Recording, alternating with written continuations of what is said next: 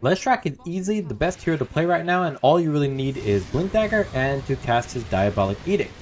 Hi, I'm Torte de Lini, and let's talk about why Disco Pony is one of the most successful, popular mid laners this patch and what makes him so strong in general. He's got a whopping 57-59% win rate at the highest level in MOR pubs, and despite having some obvious counters like Blade Mail and Queen of Pain, he's currently very hard to stomp for a lot of lineups. Anyways, let's break it down, and by the way, don't freak out if I look a little different in the next scenes. Alright, so this is pretty much the main reason why Leshrac is so damn good, especially during the early laning stage. Watch this. There you go, look at that. Why isn't the tower attacking him? That's pretty much the reason why Leshrac is so goddamn good. You can force push a lane with Lightning Storm, which is your third ability, to then run most enemies out of the lane with your pure damage Diabolic Edict. Since Leshrac is technically not attacking anyone, Leshrac doesn't aggro the tower attacks, and your creep can continue to take tower hits as you walk down your opponent. And by the way, that's Diabolic Edict with the Misanthropy facet. So you're dealing pretty much 1360 pure damage at level 4 on a single target in 6 seconds. That's impossible for almost any hero to handle, and with Leshrac being a mid laner, it means he always has a single target in the lane and has a massive level advantage against other lanes when he rotates. So against a lot of mid laners, like you just saw Storm Spirit, Invoker, Shadow Fiend, and Necrophos, Ember Spirit as well before the level 6, Leshrac just stomps them out of the lane and then takes advantage of that to then rotate very easily. Alright, here's the second reason. Diabolic Edict, and Blink. Oh, blink in a second, excuse me. And then Blink. So that's pretty much the second reason. Leshrac punishes enemy lanes that are pushed out, and it's almost impossible to even survive that. Since Diabolic Edict has such a low cooldown, Leshrac, whether he won or even lost his lane, I mean, you can rotate even without the Blink Dagger. Leshrac can pretty much just delete heroes from the other lanes to help even the score out and accrue gold to get his next item. Usually it's like a Kaya to help mitigate mana cost, because Diabolic Edict and Pulse Nova are pretty high mana costs, and also to improve spell damage output. So from just a strong laning phase to the rotations, Leshrac gets a huge leap in gold, gives advantage to his side lanes, and keeps the map pressure going, even if he can't use Diabolic Edict on towers anymore due to Misanthropy facet. Tell me if I mispronounced that word or not. Sorry, English is actually not my first language. Now the kicker is that you can't really do this in team fights. Leshrac is a commitment hero, so once he jumps in, he's in it. So your targeting with Diabolic Edict and Pulse Nova is not to be in the middle of the fight. It's to do the same thing Leshrac has been doing from the get-go, targeting isolated heroes with little escape capabilities and then relying on that pure damage Diabolic Edict to whittle them down and separate them from the group. So that means Leshrac generally jumps in late on a fight and tries to find the right target, like Our Destroyer, Gyrocopter, Luna Sniper, and I think in this one it's Shadow Fiend. You can see Leshrac kind of playing on the safe side, kind of on the edge here, not really overcommitting, right? Go down the Split Earth, and then he sees his target in the back with Spear Breaker. Look at that. Cleans him up nice and easily. Sees a second target, again an isolated sniper. Almost got him, or maybe that's the Yules from Leshrac, and he's wiped out there. So you can kind of see as Leshrac, you're not really in the middle of the fight because you're going to be targeted, or you're going to get killed more quickly than your actual damage output through Pulse Nova and Diabolic Edict. You should be really kind of edging yourself around the fight, looking for your right target. With your Blink Dagger, you'll jump on them, and you'll just wipe them out before they can even respond or have any kind of escaped, like a Hurricane Pike or Sniper, his Axe Shard, for example.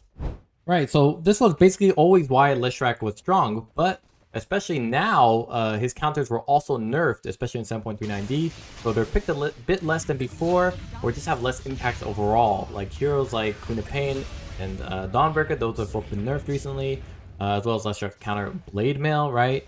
Can't really attack or can't really go on somebody with Diabolic Edict if they're just going to pop Blade Mail. All the damage gets reflected back to you. I did want to mention one thing, especially when you start ganking with Blink Dagger, make sure you pop Diabolic Edict first, which you see right here, and then blink onto your opponent.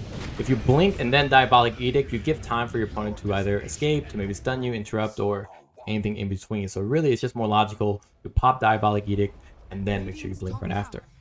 So again, here you can see he's going to pop Diabolic Edict before he blinks, just something you should always be doing in general. The last thing to understand really for Leshrac in terms of his talents is that really his talents at 15, 20, and 25 are really strong power spike timings for Leshrac. The 10% damage reduction during Pulse Nova is huge. The Diabolic Edict hits an additional target. It's obviously very huge when you get into the later team fights where you hit multiple targets, or you can't really isolate hitting one specific target. And obviously 20 plus Diabolic Edict explosions within a 6-second duration, thanks to your facet, is obviously pretty busted. So be sure when you hit those talent timings, you definitely also take advantage of them by securing team fights and taking down objectives. Alrighty, so let's finish this up by talking about the items. Some of them are pretty obvious, right? If you go Kaya Sange, this is Leshrac went Kaya Yasha as an alternative. That's also acceptable. Kaya Sange is a health buffer against popular blade mail buyers like Queen of Pain, Axe, Legion Commander, up until you reach Black King Bar, plus slow resistance. These are obviously values and reasons to buy Kaya Sange.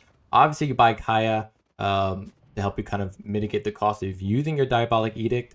One thing you should understand is that Pulse Nova does not gain anything from Kaya since 7.37, I think. So there's a heads up that Kaya in of itself is not always that valuable.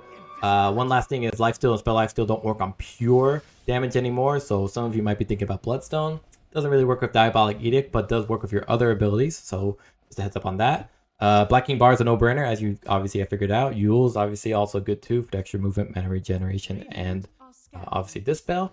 And then lastly, we see a lot of Leshrac players pick up just things to help them survive, right? Shiva's Guards for survivability, Scythe of Vyse. You see that a lot late game where you blink in, Scythe of Vyse, there it is, and then wipe them out. Pretty much a great item. Plus, obviously gives you insane mana regen, so no reason not to pick that up. And you farm pretty well as Leshrac, so again, no reason not to pick that up. Now we do see a little bit of Ag Scepter. It's not that common. It's interesting because it does render everyone ethereal, including yourself, and it gives you massive amount of movement speed, so you can stay on top of them, or try and find that range where you can't be targeted, but you're also doing damage within your AOE. But it's honestly preferable that you get Scythe of Vyse in general for a lockdown, and it's better honestly to secure one kill or one guaranteed kill, make it a 4v5, rather than maybe debuffing everybody and you can kill everybody there and then. So you can always do both if you can swing for it. Otherwise, I completely understand if you go for Scythe of Vyse and just put away the Ag Scepter. So really, in short, Leshrac is similar to Queen of Pain's Masochist Facet, where honestly Leshrac wants to stay ahead of the enemy health curve by keeping his damage up and continuing to take advantage of his scaling well into the late game. The hero doesn't really focus on dealing more damage. It's really about surviving, staying on the rim of the fight, finding an opportunity to jump in and take someone out, kind of like Queen of Pain, and ultimately to make it a 4v5 situation, or ultimately just avoid being targeted altogether so you can continuously output damage. Anyway, that's it for this video. Let me know if you guys prefer this more ad-lib version of my typical videos, and I'll see you guys next time. Don't forget to subscribe on Twitch as well as on YouTube.